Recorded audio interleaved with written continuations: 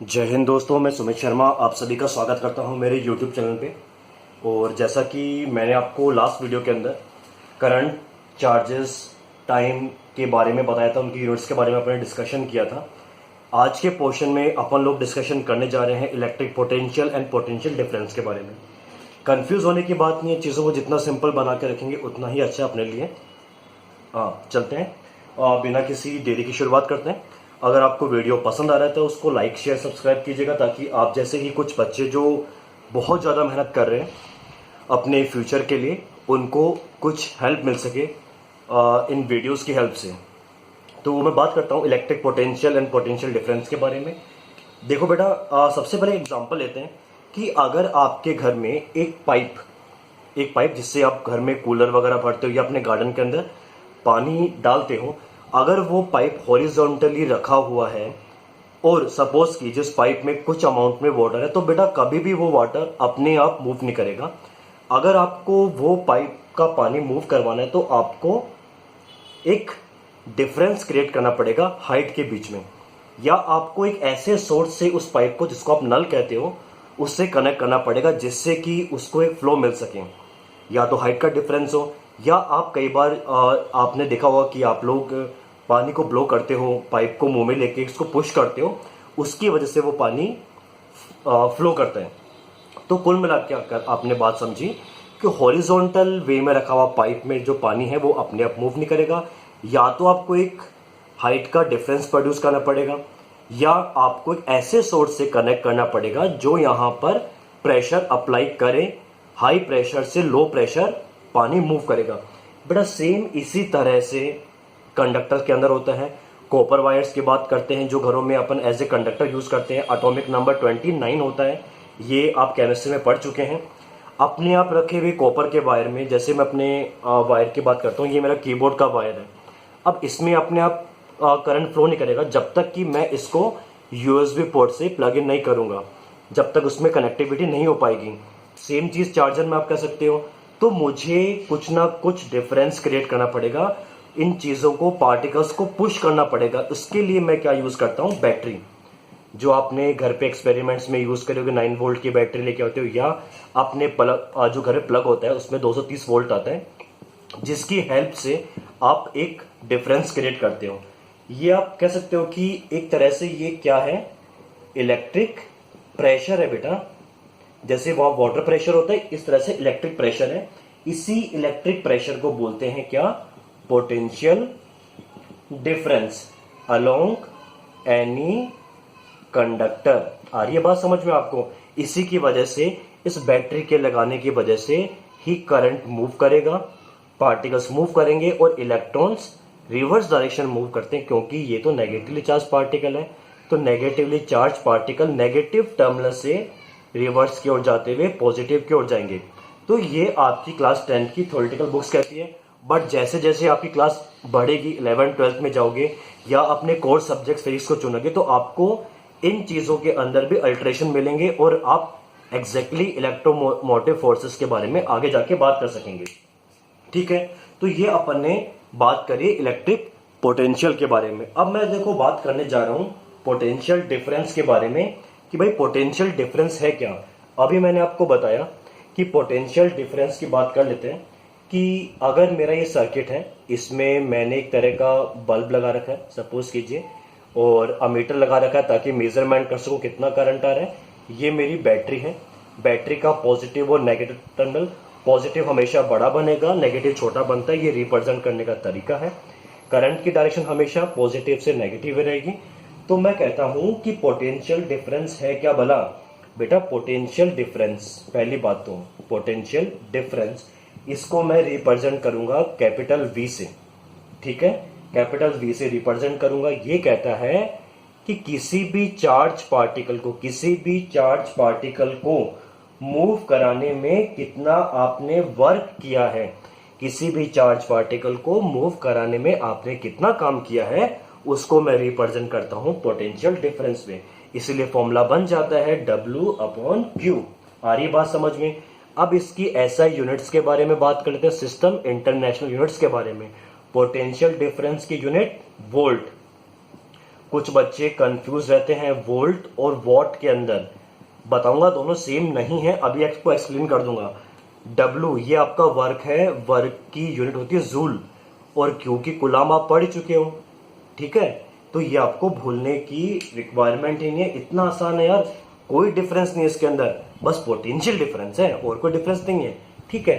तो आपने जब ये बात कर ली है कि पोटेंशियल डिफरेंस ये बला होती है, तो अपन आगे चलते हैं, बात कर लेते हैं कि सर वोल्ट और वॉट में डिफरेंस क्या। बचपन से 9 से कंफ्यूज हो रहा हूँ बेटा, ये तो यूनिट है पावर की। आप जाते हो कि मार्केट में भैया 10 वॉट का बल्ब देना, आप जो घर में फैन लेके आते हो उसके ऊपर रीडिंग मेजरमेंट कर सकते हो, ट्यूबलाइट 18 वॉट की आती है। तो ये पावर का रिप्रेजेंटेशन है वॉट। वोल्ट क्या है, पोटेंशियल डिफरेंस, जो कि आपके घर में इस तरह का एक स्विच लगा होता है ना, जिसमें मोबाइल वगैरह या आप वो चार्ज करते हो, सॉकेट वाला कहते हैं, पास में इसका स्विच लगा होता है, ऑन ऑफ करते हो, तो यहाँ पर आपको 230 वोल्ट लिखा मिलेगा कि घर के अंदर 230 वोल्ट की पोटेंशियल डिफरेंस सप्लाई आ रही है। ये आपको इलेक्ट्रिकल अप्लायंसेस पे उसकी पावर का रिप्रेजेंटेशन के डिनोमिनेशन में मिलेगा। वोल्ट और वॉट में यही डिफरेंस है। अब आपके दिमाग क्वेश्चन के सर 1 वोल्ट क्या होता है, तो मैं कहता हूं 1 जूल वर्क किया है 1 कूलाम चार्ज को मूव करवाने के लिए, उसको हम बोलते हैं 1 वोल्ट ऑफ वर्क। आगे बात समझ में, लिखने का तरीका क्या होता है, 1 वोल्ट। अब ये जो जूल है उसको ऊपर रहने दो, कूलाम को ऊपर ले जाओगे तो C-1 हो जाएगा। ये लिखने का तरीका हो गया। तो ये सब चीजें ऐसे ही रहती है। और मैंने आपको उस दिन पहले ही बताया था कि कोई भी इलेक्ट्रिक आपका सर्किट होगा, सपोज इसमें बल्ब लगा हुआ है, अमीटर तो लगेगा सीरीज ऑर्डर के अंदर, और आपका जो होगा वोल्टामीटर, जो कि वोल्टेज का रिप्रेजेंटेशन यहां लगा दीजिए। किसने मना किया आपको, ये लो यहां लगा सकते हैं अपन वोल्टमीटर को, ताकि समझ में आ जाए कि मैंने कितने वोल्ट की बैटरी यहां पर लगा रखी है। आ रही है बात समझ में आपको। तो ये सब कुछ था पोटेंशियल डिफरेंस और इलेक्ट्रिक पोटेंशियल के बारे में। अब आपकी बुक में दिया हुआ एक छोटा सा नन्ना सा मुन्ना एकदम वेरी इजी सा टुच्चो सा क्वेश्चन कर लेते हैं। बट इससे पहले जाने से पहले एक बात कहता हूं, लास्ट पॉइंट पे आप पढ़ चुके हो कि I equal to Q upon T, rate of flow of charge. अब आप पढ़ चुके हो V equal to work done upon charge.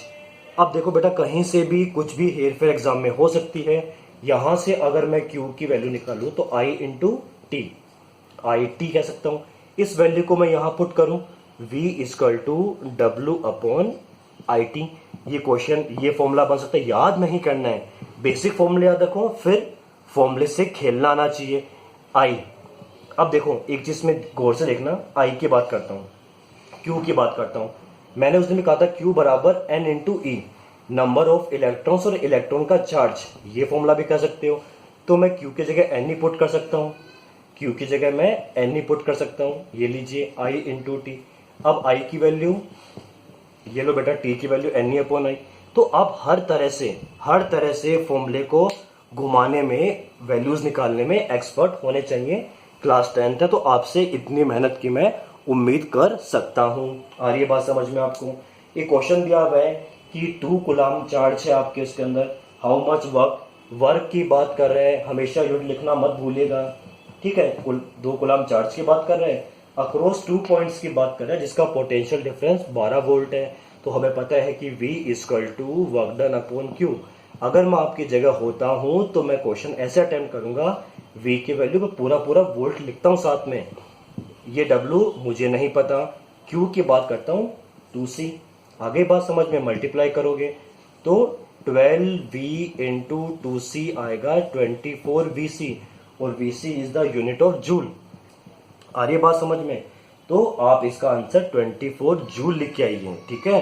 तो ये लिखने का तरीका है बहुत आसान सा, ठीक है। तो ये इसके बारे में हो गया, पोटेंशियल डिफरेंस इलेक्ट्रिक पोटेंशियल के बारे में। अब फटाफट देख लेते हैं सर्किट डायग्राम के बारे में, कि भाई ऐसे सर्किट से अब मैं मेरे पर्टिकुलर किसी भी डायग्राम के अंदर जो अप्लायंसेस है उनकी फोटो तो बनाऊंगा नहीं, तो रिप्रेजेंट करने का तरीका होता है। ये रिप्रेजेंट करने का तरीका है इलेक्ट्रिक सेल को। बैटरी रिप्रेजेंट करूंगा तो मैं कुछ इस तरह से रिप्रेजेंट करूंगा, क्योंकि बैटरी होती कि एक्चुअली ग्रुप ऑफ सेल्स होती है। ये बेटा सीरीज ऑर्डर है, प्लस से माइनस, माइनस से प्लस, माइनस से प्लस, प्लस से माइनस, ये जो होता है इसको बोलते हैं सीरीज ऑर्डर। ये मेरी हो गई बैटरी।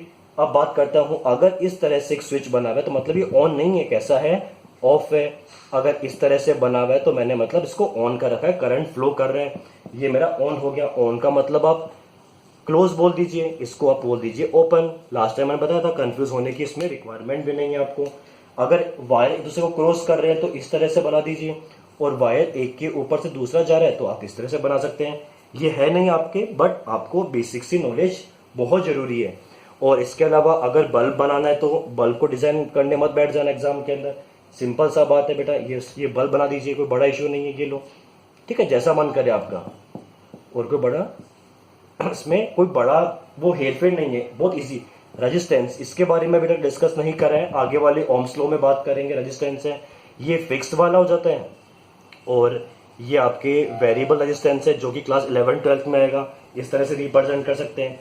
अमीटर को रिप्रेजेंट करने का तरीका ये होता है, और वोल्ट मीटर को रिप्रेजेंट करने का तरीका ये होता है। सिंपल सी बात है। अब अगर आपको ये चीज़ें समझ में आई है और कोई डाउट नहीं है तो बहुत अच्छी बात है। और डाउट है भी, किसी भी दोस्त को डाउट है, किसी भी तरह के दोस्त को डाउट है, कहीं भी स्कूल का हो और भारत में कहीं बैठा हो, इस नंबर पे आप मुझे कभी भी व्हाट्सअप कर सकते हैं, ठीक है। जय हिंद, जय भारत।